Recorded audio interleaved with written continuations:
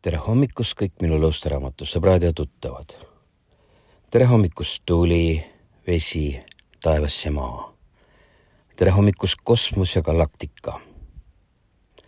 Kutsun teid täna kõiki lendama kosmilisel tähelaeval, mis viib meid kõiki suure ilmaruumi imedemaale ehk Costa Rica džunglisse vihmametsa.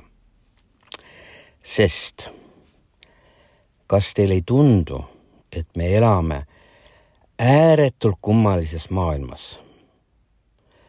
Kas pole kuidagi imelik, et seda Buratino imedemaad juhivad mingid kummituslikult väärtustatud kommionud, kelle hobiks on pildistada laste nokkusid ja tussusid? Mõnele meeldib neid isegi näppida, teisele aga kuritarvitada mistahes formaadis alasti laste strateegiliselt intiimseid kohti. Tead isegi ju. Mõnele tipule isegi iseennast kaamera ees näppida ja nii edasi. Samas, kogu selle Buratino imedemaa eliit, pagunitega struktuurid ja isegi prokuratuur teeb sellest kõigest mitte mingit numbrit. Nagu polekski mitte mingit lugu. Käib üks lõputu menetlus, kuskil suletud uste taga, sest asjapulkadel on vaja ju lõputult tööd teha ja raha teenida. Ja kujutage ette, selliseid pilte tehakse lihtsalt perekeskse meelelahutusena. Seejuures kehvade kaameratega kindlasti, need on väga kehvad kaamerad. Ja üleüldse asja mõte ja sisu oli ju selline humaanne. Lapse mänguhoos jäädvustamine näiteks, pere digitaalalbumisse. Või näiteks, kui on veel mingi hullem situatsioon, siis tegelikult polnud ka midagi rohkemat, kui lihtsalt väikese sõrmekesega noku, tussu või tissi silitamine. Sest lastele ju meeldib, kui pai tehakse, eks ju. Ja see oligi kõigest väike sõrm. Tõestati ära, mitte nimeti sõrm. Super. Me võime kaaned sulgeda ja teema riiulisse tõsta. Hommikul tõuseb jälle päike sealt, kust alati. Ja see kõik on Buratino imedemaal sedavõrd normaalne, et mis tahes kunstilisele fotograafile, digitaalselt või manuaalselt lapse abistajale, nõnda nimetatud, peab kogu riik ja lollidema rahvas hoopiski kaasa tundma. Nutame täna hommikul koos kõik, laseme pisaratel langeda, sest see kõik on nii kurb ja see kõik on nii kuidagi niimoodi. Sest see ainulaadne geeniusest vaeseke pole saanud aastaid rahus suurt riiklikku missiooni täita. Kuna pepu, tussu või noku jäädvustamine pole olnud midagi rohkemat kui kaasaegne digitaalkunst. Oletame. Midagi sarnast nagu kunagine maalikunsti suurkuju ja visuaalartist Andy Warhol omal ajal New Yorgis formuleeris igasugusi kõlvatusi lihtsalt maailma kuulsaks kunstiks. Kusjuures tema kõige kuulsam pissimise kunst ehk urineerimise oksüdeerimismaal vaskplaadil maksab täna muide miljoneid $. Aga häda, meil on neid Andisid ja Warholeid päris palju sealt Toompea Ihuakadeemia kunstifestivali saalis. Ma ei leia lihtsalt paremat nime enam. Sest kui sellisel kujul toiminguid tolereerib kogu auditoorium, siis ongi kogu Bilderbergide bande koos süvariigi organitega üks suur aktiteraapia performance. Või nagu ütles üks kunagine meie auväär president.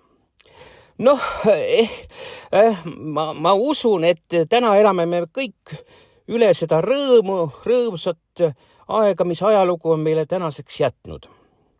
Ja selle nimel ma soovin kõikidele palju õnne ja tahet jätkuvalt edaspidiseks. Edaspidiseks. Kõlab ilusti. Eks. Ah jaa, praegu oleks meelest mul läinud. Mõnele meeldib oma Buratinot isegi riikliku kaamera ees avalikult näppida. Mis teha? Ajad on sellised. Seda ütles üks kuulus mees. Ajad on vabameelsed, digitaalsed ja kõikvõimsa EE-kuvandiga. Või hoppiski P-kuvandiga. Ma pean silmas suurt P-d. Mis te arvate? Ime, et keegi pole veel elektritrilli kasutanud oma keharõõmude otstarbeks. Noh, sellist trilli, millega puuriti seal kõva kätteid pooleks. Või on tegu hoopiski mingi salajase G-punkti kuvandiga. Mis te arvate? Sest miks muidu on kõik festivali kavad salastatud ja rahvale mitte kättesaadavad, isegi mitte üles leitavad. Kui keegi tahab otsida, ilmselt ei leiagi.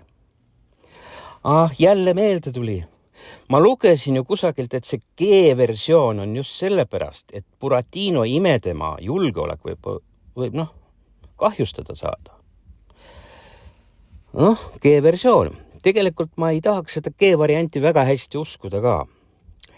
Sest ma lugesin kunagi Kompostimehest, et see pidi parim ja täiesti süütu mõnuaine olema.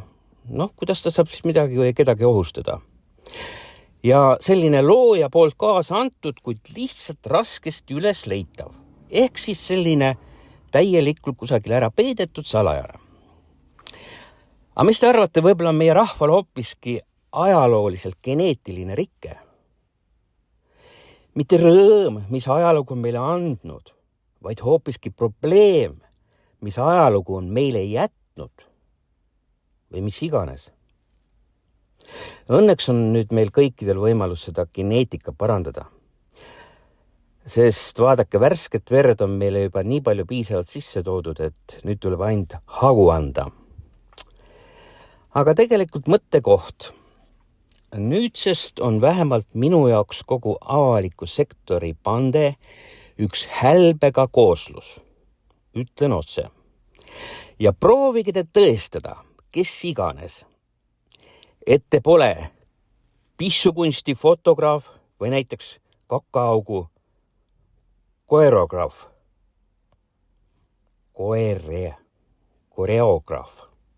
Kuidas see oli? Need balletitantsijad. Ja vabandage, mu eesti keel on vahepeal selline lünklik. Aga see kõik oli nagu sissejuhatus tegelikult suuremale teemale, mis oma soodu haakub kogu minu eelneva jutu mõttega. Ja nimelt,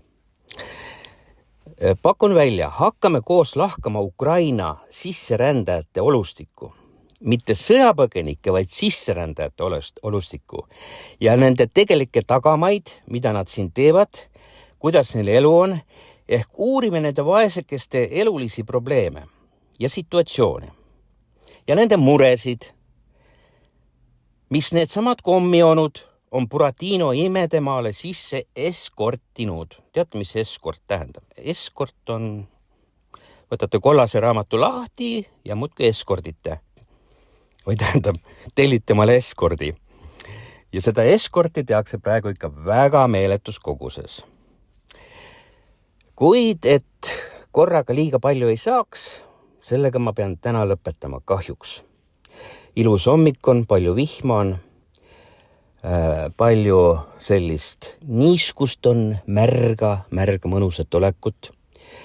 Ja me kuuleme jälle, kui õige aeg on. Ja ma soovin teile ilusat nädalavahetust, kes lõpuni kuulas ja midagi kas või nendest mõtetest enda jaoks ka välja noppis. Aitäh teile kõikidele, olge vaprad, tugevad, terved. Sööge palju vitamiine ja mis iganes, mängi kitarri, laulge, tantsige. Täna on ju puhkepäev, lõputsege. Aitäh, head päeva!